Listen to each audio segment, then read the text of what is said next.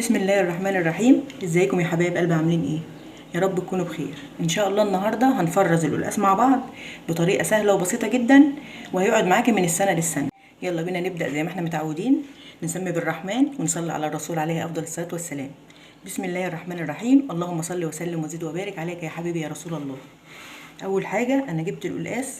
طبعا لما انت بتجيبيه من السوق بيبقى فيه طين وبيبقى مش نظيف، فانا بمسكها اغسلها الاول، انزل منها اي اتساخات ولا اي حاجه، وبعد كده ابدا بقى ان انا اقشرها. بسم الله الرحمن الرحيم. لو انت جايبه القلقاسه كبيره، وانا بحب الحجم الكبير ده لان بيبقى القلقاس بتاعها بيستوي بسرعه وما بياخدش وقت، مسافه غلوه والتانيه تلاقيه استوى. انما القلقاس الصغير انا صراحه ما بحبوش، وكل واحد طبعا له طبيعه وكل واحد على حسب ما بيحب هو بيشتري ايه او يجيب ايه. يلا هنبدا. بسم الله الرحمن الرحيم. نقشرها. بسم الله الرحمن الرحيم. عايزه اقول لكم ان القلقاس ده فوائده كتيره جدا. اول حاجه ان هو مصدر للطاقه، وغني بالكربوهيدرات، يعني ان هو بيبقى مثالي لامداد الجسم بالطاقه وتعزيز المناعه. كمان بيحارب الامراض، طبعا الامراض اللي بتبقى في الشتاء، لان كده كده احنا ما بناكلوش الا في الشتاء. بيعزز صحه الجهاز الهضمي، وبيساعد كمان الالياف بتاعته الطبيعيه بتساعد على تحسين الهضم وعلى تنظيم حركه الامعاء. وفي ناس كتيره جدا ما بيحبوش القلقاس عشان خاطر الماده اللزجه اللي بتبقى موجوده فيه، او الماده الصمغيه اللي بتبقى موجوده فيه. وفي ناس بتحب تاكل القلقاس بس بتغسله. انا بصراحه ما بحبش ان انا اغسل القلقاس، بحب ان هو يبقى بالماده النشويه اللي هي موجوده فيه، لان هي كلها بتبقى كلها فوائد، مصدر غذاء للبكتيريا المعويه المفيده للجسم، فعشان كده ما بحبش ان انا اغسله. وانت لو بحثتي ودورت على النت هتلاقي ان الفوائد بتاعته اكتر من كده كمان، بس انا حبيت اقول لكم نبذه عن الفوائد بتاعته. بصوا يا حبايب قلبي، عشان ما اطولش عليكم الفيديو، انا هخلصها تقشير وهرجع لكم تاني. خلاص كده انا خلصتها تقشير، بس عايزه اقول لكم على كم ملحوظه قبل ما نخرطها. يعني طبعا اي حاجات زي كده بتشيليها، عشان لما بتيجي تطبخي القلقاس وتيجي تاكليه بتلاقيه بيشلبن في الحنك، اللي هي الحاجات اللي زي دي كده. فانا ما رضيتش اشيلها الا لما اوريك الاول، عشان برضو يبقى كل حاجه يعني وصلت لك المعلومه بما يرضي الله، يعني زي ما بيقولوا، يعني مش اعمل فيديو كده وخلاص. بحاول ان انا اقول لكم كل المعلومات اللي عندي، وربنا يجعله في ميزان حسناتنا يا رب. طبعا انت لما بتشتري القلقاس بتشتريه ممكن تركنيه. دلوقتي لما بقينا نركن القلقاس بعد ما بنجيبه من السوق، مثلا لو ركنتيه كام يوم بينهري ويعمل زي ما انتم شايفين كده، بيعمل البقع البني اللي انت شايفاه. ولو انت سبتيها لما بقت اكتر من كده وتيجي مثلا تقطعيها عشان تطبخي القلقاس، هتلاقي طعمه مش حلو وطعمه عامل زي ما يكون معطن.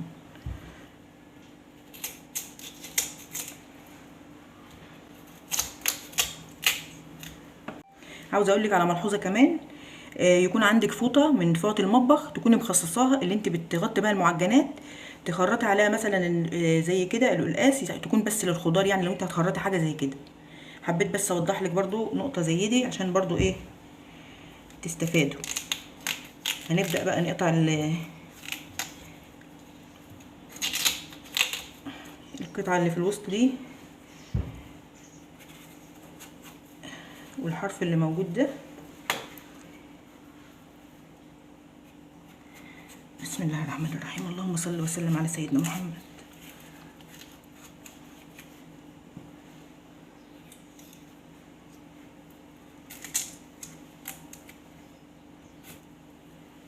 هنبدا بقى ان احنا نقطعها. بسم الله الرحمن الرحيم. عايزه اقول لك على حاجه، احنا لما بنيجي نعمل الخبيزه طبعا بنحط عليها، طبعا انتوا عارفين ان احنا بنحط عليها قلقاس وبطاطس وطماطم. فانا بحب اخد القطعه الاخرانيه ديت، بحب اخدها بقطعها كده واشيلها في كيس في الفريزر.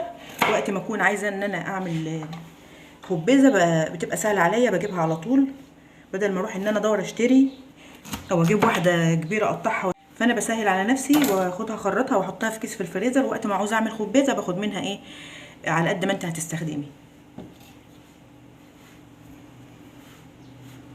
هنبدا ان احنا نقطعها بقى كده. هوريكم بس بعملها ازاي وايه وافصل عشان برضو ما اطولش عليكم الفيديو. على ما اخرطها وارجع لكم تاني.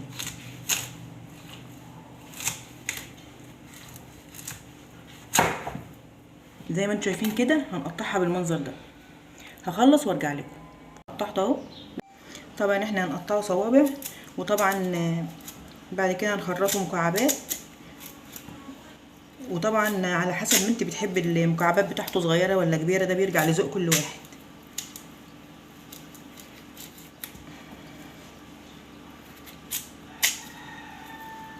هخلصه تقطيع خلاص كده احنا قطعناه صوابع.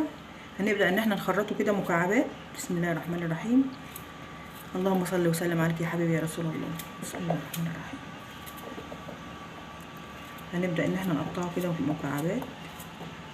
عاوزه اقول لكم لما تيجي تطبخي القلقاس اللي انت مفرزاه ما تطلعيش من الفريزر الا لما تكوني خدعتي وخلصتي، عشان ايه تسقطيه على طول في الحله.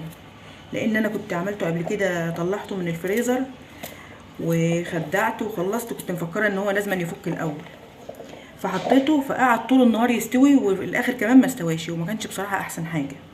فانا نصيحتي ليكي ان انت لما تيجي تطبخي قلقاس ما تطلعيش من الفريزر الا لما تكوني خدعتي، وتزيدي المرقه وتغلي كمان. ديت كانت نصيحتي ليكم لان انا مجرباها، وعلى المعلومه دي حابه اوصل لكم اي معلومه او اي حاجه كانت عملتها وكانت نتيجتها مش كويسه معايا، فلازم انا اقول لكم على الحاجه الاحسن يعني. لو كنتوا وصلتوا معايا لغايه هنا يا ريت بقى لايك بقى من حبايب قلبي. هخلص تخريط القلقاس عشان برضو ما اطولش عليكم الفيديو وهرجع لكم تاني. خلاص كده احنا خلصنا القلقاس تخريط. هنبدا ان احنا نعبيه في اكياس. عبي بقى على قد ما انت بتعملي الطبخه بتاعتك، يعني على حسب ما انت بتعملي الوجبه بتاعتك قد ايه. ولو هتخزني لي رمضان يا ريت تعملي اكياس صغيره على قد مثلا طبق ولا حاجه، لان انتوا عارفين في رمضان ما حدش يعني بيبقى الاكل يعني بسيط، ما بيبقاش زي في الفطار العادي يعني. هعبيهم في اكياس وارجع لكم. خلاص انا عبيتهم في اكياس اهو، وعايزه اوريكم كمان قبل ما اعبيهم قلت اوريهم لكم الاول الحتت اللي هي طلعت منك وانت بتقطعي القلقاسه وما كانتش حلوه في تقطيع المكعبات اللي انت بتعمليها. انا مش هرمي حاجه، ما فيش حاجه بتترمي دلوقتي، ما فيش اي حاجه تترمي تاني دلوقتي. انا هعبيهم في كيسين او 3 للخبيزه زي ما قلت لكم. تعالوا بقى نشوف هنقفل الكيس ازاي. في ناس بتقفله كده، يعني بتقفليه كده تربطيه منه فيه كده، بس انا بصراحه ما بحبش كده عشان الكيس بياخد مساحه في الفريزر. انما لما بتعمليه بالطريقه اللي انا هقولك عليها دي ما بياخدش مساحه في الفريزر، وبترصوهم فوق بعض وبتبقى المساحه صغيره ما بتاخدش مكان ولا حاجه. بسم الله الرحمن الرحيم. بتتنيه زي ما انت شايفاني، زي ما انا تنيتها كده حرف الكيس كده. وولاعه بقى او الموجوده عندك كبريت،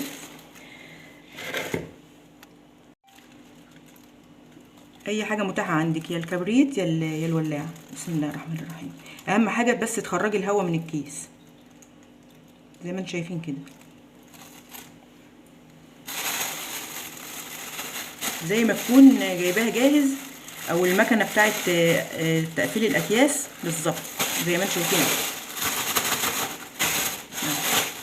مفيش اي حاجه فيه مكتوبه. هتبداي تحطيه بقى كده في الفريزر زي ما قلت لك. انا هخلص الكيسين اللي فاضلين وهوريهم لك. خلاص انا قفلت الاكياس بتاعتي زي ما حضراتكم شايفين.